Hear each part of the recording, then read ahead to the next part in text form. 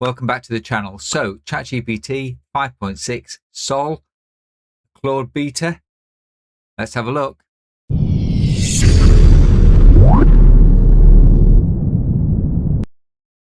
So there's loads of videos out there, tweets and all sorts of stories that ChatGPT has just copied everything that's in Claude. Well, we're going to have a look at that, and I think some of that is absolutely true. Now, models do converge, and so we might expect this. I guess the difference is ChatGPT 5.6 is probably the last model we're going to get out of this training run. And obviously, Claude have just launched Fable, which is the first in that run of models. So while I don't think we're going to see 5.6 get any better, the next one will be 6, I expect. What OpenAI seem to have done is piled in all of the updates to their model that they've been working on for ages and have been tested and worked really well on Claude, and they've dumped them all into the end run of this model, which brings the two models very close together. And as you know, about 9 months ago, I switched from ChatGPT, being very focused around ChatGPT, to using Claude. And so now the question is, do I change back to ChatGPT? Now, there are quite a number of reasons why you might want to change back. One is that all of, or much of the usefulness of Claude comes in the harness that it sits within. So Claude Cowork and Claude Code in particular, and the way that all of that works, that's really valuable and something that I use every day and works really well for me and keeps me in Anthropic. But now ChatGPT has added in most of those things, and it does it at a cheaper cost than Claude, cheaper in terms of tokens in particular, because while ChatGPT spends quite a lot of time refreshing the tokens on its system, and there are even websites, I think Matthew Berman has produced a website that predicts when the tokens are going to be refreshed. Anthropic doesn't do that. So when you run out of tokens, you're sat there waiting. And Fable is particularly expensive. So I think while this isn't a new model, I think it is a significant lift for OpenAI. And I think especially if Fable does get taken away on the 19th of July, especially then, I think we might see more people, and I might be one of them, moving back into OpenAI and ChatGPT. Let's jump in and see what's new and see why I think it's pretty good. Now, interestingly, when you set up the new ChatGPT, and when you set it up on the app, you get a opportunity to import your Claude setup. Very clever. See what they're doing there? You get to import your Claude setup, and therefore a lot of the things that you would have used in Claude are going to be available to you directly following a click in ChatGPT. Very cool. One of the things you'll notice different is you've got chat and you've got work. And in work, it works very much like Claude Cowork, where it works directly with your files, writes to files, can do computer use, etc. And you can also code in this level. And as you can see, we've got Claude. Once we get into work, in chat, we can use Sol. Here it is. But in work, you've got the full access to the Sol level. And so I'm currently using Sol Light, but you can push this up to medium, high, and extra high. Let's push it up to high if that's what we're doing. And let's see what else we've got to play with. So you can choose a project. So these are your old ChatGPT projects. There's loads of them. But what it's done is actually imported my projects from Claude. So basically what this project does in Claude for me is that it goes and looks at all the UK AI regulation and looks for any updates since the last time it was run. Let's see if that works. See if it's actually drawing the information out from the files. So it's locating the previous monitoring run. So is it looking at that folder? So it sits. So this is sitting in my OneDrive. Do I need to tell it where the files might be. So very cool. This was a project I transferred in from Claude a few minutes ago. I've run it in the new ChatGPT Work. It's found the information and it's given me a report. How very cool. Done triangulation and challenge. So what does that mean? That means that if you wanted to move from Claude to ChatGPT, I don't think it's absolutely as smooth as it possibly could be, but it's relatively smooth. Well worth a go. Let's keep on looking. So like with Claude, and to be fair, ChatGPT, you have a whole series of plugins that you can add in, and it will support working. So these are the sort of ones that are in for that are in the sort of base settings, and then you can also add new ones. I've added in Gmail and Google Calendar, etc. So it can go and look at those for me. So really, you can set it up in just the way that you could as before, just the way you can in Claude Cowork. See what else we've got. These are things that it's asking me to do in terms of getting started, trying things out. All of my chats from Claude are now in ChatGPT. Wow. So I asked Claude to do a review of some code that I've done. It's now available in ChatGPT. Very, very cool. Look what else is available. I have a reset. So if I run out of my tokens, I can reset. Don't know what's this pet? No idea. Go dark. Still have all the sort of configurations and things that you have. So interestingly, when you put settings up, now they all come down this end, which is really good because I think that's really helpful. Usage and billing shows my plan. So I've used quite a lot of my usage limit now, and I can do a full reset. So I guess I do need to be careful. I'm paying £100 a month on Claude, and I use my usage limit regularly. I pay £20 on ChatGPT, and I've used my usage limit pretty quickly.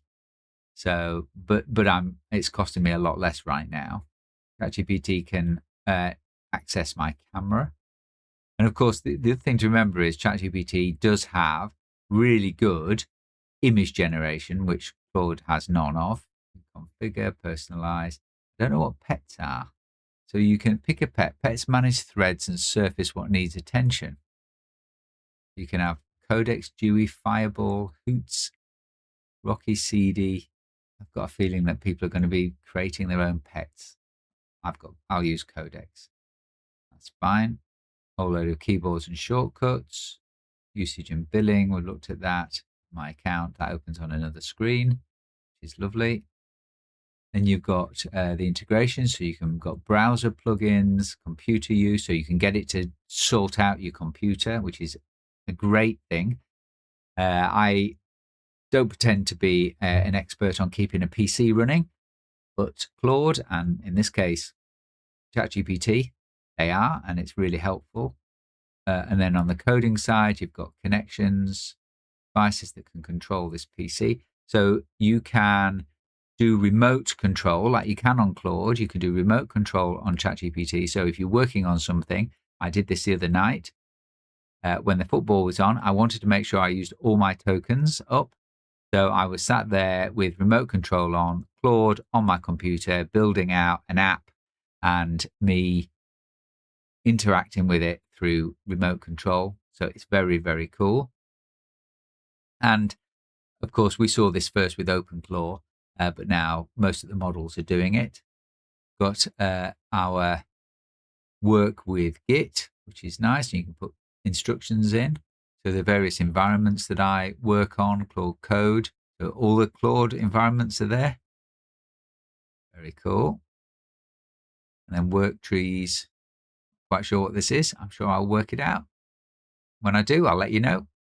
Okay, let's test out some of these new features. One of them is agent mode, and apparently it has sorted this out now. So I've got some vendor security information in here, and I've written a prompt that says I've attached a spreadsheet of AI vendor security questionnaire answers, cross-reference each vendor data residency answer against the UK ICO's guidance on international data transfers, flag any vendor where the answer is missing or non-compliant, and produce a one-page board briefing document summarizing the risks. Give me the finished document, not a chat summary. So what we should see, we've got our little chappy down there. So it is using multiple, so in theory, it should now use multiple agents to do this piece of work. So there's a number of pieces of work happening. Let's see if it works. I like this sort of information up here. Very Claude. You can see what it's actually working on. And we're working on Sol High now. Taking a bit of time. It's doing its job. And you may have remembered that I ran this very prompt in my Claude Cowork video or Claude Skills video. So it'd be interesting to see whether it produces the same high quality output. Workbook contains 8 fictional vendors. They do, because I made them up. Slightly worried I'm going to run out of credits. Should get a reset. I get a reset go anyway, which you don't get in Claude. We'll see. I hope this little pet isn't using up my credits. Otherwise, it'll be off. It hasn't given me a plan. I think generally Claude would give me a plan and say, do you want to continue? So this is just continuing, which I like. So you can change your permissions here. You can go from, currently it's not asking for approval, but if I click here, it will ask me for approval. Always ask to edit external files and use the internet. Approve for me. Only ask for actions detected as potentially unsafe. It is certainly annoying being asked to do the same thing over and over again. Turn it off. It's still working. I'm finding it slow. Other people have said it's really quick. Maybe it's really quick on coding. Maybe it feels slow because it's so hot. May I use Microsoft Word in the background to render a one-page briefing? Of course. So apparently, my word rendering route is unusually slow on this machine. Don't know why that's the case. Okay, it's done. Let's see what we got. There we go. If you watch my other video, you'll remember something very similar to this. Gone through, it's identified the vendors that are that meet the requirements, the green ones, those that almost do, and then the red ones. The ICO test applied. Yeah, really, really good outcome. Did the job very well. Let's try something else. So in this one, I've said, research 3 competitors to the Professor AI's consultancy offering. Check my connected drive for our current positioning document. There should be one there before you start, not giving it the document. So your comparison reflects how we actually describe ourselves. Build a comparison table on pricing and services, and give me 2-paragraph recommendation on where we should differentiate. Deliver the table as a slide. And it's started working using the connected drive skill. Cool. See what happens. So I've connected Google Drive again. So it wasn't connected. I hadn't connected it this time around. I obviously disconnected it, so I had to reconnect it. Now it's working with that reconnection. So it's found the positioning source, company overview and credentials document. Okay, so it has found the right document. It has produced a competitor comparison slide. Let's have a look what that looks like. Here we go. Blow it up for you, which is PowerPoint. So it's found 3 competitors. So AI Governance Limited, Aegis by Northstone, and Avert AI. The services, board briefings, development, responsible AI consultancy, typical board engagement, £2,500 plus VAT, live workshops, foundation, £750 to £1,000 a month for growth, fractional AI, risk lead, Avert AI, AI governance diagnostic, not publicly disclosed, own specialist audit ready, end of market through ISO IEC 42001 turns governance into clear recurring services with unusually transparent SME pricing, closest credibility-led rival, Professor OB profile, like me, board focus and practical framework, strong overlap with AI Governance Limited. Very cool. Let's move on. Okay, so one of the other things that has improved is the use of memory. So what I'm going to put in here is, for context, going forward, I run an independent AI advisory consultancy. My primary product is a 10-document AI governance package aimed at boards and NEDs. My audience is senior professionals aged 35 to 60. I never recommend a tool unless it saves real time, is reliable enough for client data, and I'm still using it 6 months later. I'm just going to give it that context. Understood. I use this by default as context going forward. Fantastic. Now in a new chat, this might be interesting because I think it already knows quite a lot about me. Without me repeating any of my business context, tell me what you already know about my consultancy and how you position a new piece of content for my audience. You are the Professor of AI Consultancy and Content Platform. What I already know about you, pretty good. New piece of context, I'll position it around a decision your audience must make rather than around the news itself.